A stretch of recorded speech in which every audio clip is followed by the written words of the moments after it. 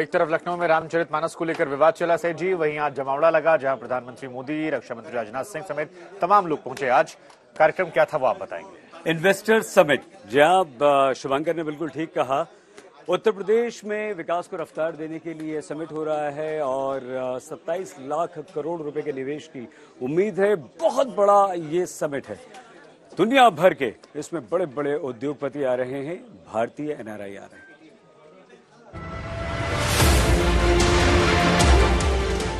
UP में निवेशकों का जमावड़ा लगा है। राज्य के निवेश प्रस्तावों पर गौर करने के लिए भारी भरकम कारोबारी और उद्योगपति हिस्सा ले रहे हैं। 3 दिनों तक चलने वाले इस आयोजन का उद्घाटन पीएम नरेंद्र मोदी ने किया और जमकर योगी सरकार की तारीफ की। यहाँ आए दिन हजारों करोड़ के घोटाले होते थे। हर कोई यूपी से अपनी उम्मीदें छोड़ चुका था, लेकिन सिर्फ 5-6 साल के भीतर यूपी ने अपनी एक नई पहचान स्थापित कर ली है और डंके की चोट पर कर दी है। मोदी से पहले योगी ने यूपी में निवेश की संभावनाओं को कारोबारियों के सामने रखा और निवेश प्रस्तावों की चर्चा की। साथ ही राज्य में कानून व्यवस्था का भरोसा दिया। प्रदेश में आज आपके नेतृत्व और मार्गदर्शन में हमारे पास अच्छा इंफ्रास्ट्रक्चर है। प्रदेश बेहतरीन कानून व्यवस्था के लिए आज जाना जा रहा है और उत्तर प्रदेश की जो अन्य तमाम संभावनाएं हैं, जिसमें उत्तर प्रदेश भारत की फूड बास्केट के रूप में जाना जाता है, सभी अन्य सेक्टर्स में जहां पर प्रदेश के अंदर संभावनाएं हैं, उन सबको बढ़ाने के लिए सेक्टोरियल पॉलिसीज इस दिशा में महत्वपूर्ण भूमिका का निर्वहन कर रहे हैं। इन्वेस्टर समिट में रक्षा मंत्री राजनाथ सिंह ने भी हिस्सा लिया और कारोबारियों को भरोसा दिलाया कि यूपी की तस्वीर बदली है। नेतृत्व बदल जाने से कैसे पूरा परिदृश्य बदल जाता है, उत्तर प्रदेश समेत पूरा देश इसका जीता जागता उदाहरण है।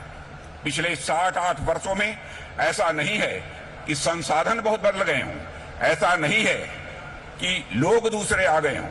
बावजूद इसके हमारा देश अगर इतना बदला है तो इसलिए क्योंकि नेतृत्व बदला है। दूसरी ओर विपक्ष के पास इन्वेस्टर समिट को लेकर ढेरों सवाल हैं। समाजवादी पार्टी के मुखिया अखिलेश यादव कह रहे हैं कि पिछली बार भी समिट हुआ था, क्या फायदा हुआ। उत्तर प्रदेश में इन्वेस्टर्स समिट की शुरुआत हो चुकी है। बड़ा इन्वेस्टमेंट आने की उम्मीद यहां योगी जता रहे हैं। तो पूर्व मुख्यमंत्री समाजवादी पार्टी के मुखिया अखिलेश यादव इस बारे में क्या कहते हैं। 2024 में किसके साथ खाना चाहते हैं, क्या लग रहा है? देखिए, समाजवादी पार्टी के साथ जो गठबंधन है, उन्हीं गठबंधनों के साथ समाजवादी पार्टी आगे चुनाव लड़ेगी। क्या राहुल गांधी या और किसी दल के साथ आपका कुछ इस तरह का गठजोड़ हो सकता है, क्या लग रहा है? अभी जो गठबंधन है उन्हीं के साथ चुनाव लड़ने जा रहे हैं। लगातार बात हो रही है अलग अलग मुद्दों पे। अभी आप कल संकट मोचन में भी गए, आज विश्वनाथ मंदिर भी गए। ये यात्रा क्या धार्मिक यात्रा बनाए हैं क्या? ये बीजेपी के लोग अगर मंदिर जाएं तो धार्मिक यात्रा, बेरोजगारी पूछें तो दूसरी की सरकार है। समाजवादी पार्टी कोई पहली बार नहीं आई, ये किशन दीक्षित जानते होंगे। तुम्हारी क्या उम्र थी जब पहली बार बाबा के दर्शन किए थे? 20 साल के थे ये। तो 20 साल के ये खुद थे और हम खुद लई लोकसभा भी जीते, तो उससे पहले भी आए बाबा के दर्शन करने। तो ये मंदिर जाना, बाबा के दर्शन करना या संकट मोचन पहली बार आना ऐसा नहीं है। लगातार इस तरह के कार्यक्रम करते रहे, लेकिन बीजेपी के लोग क्योंकि उनका एजेंडा रिलीजियस है, वो रिलीजियस साइंटिस्ट हैं, रिलीजियस एक्सपर्ट हैं, किसको कहाँ धकेलना है, किससे क्या बुराई करवानी है, उस दिशा में ले जाते हैं। लेकिन मुख्य मुद्दा वही है, चरम सीमा पर महंगाई है, चरम सीमा पर बेरोजगारी है, न्याय मिल नहीं रहा है और व्यापारियों के साथ बहुत भेदभाव हो रहा है। किसान की आय दोगुनी नहीं हुई, बुनकर को मार दिया। सोचो, बुनकर को आप खत्म कर दोगे तो क्या देश आगे बढ़ेगा?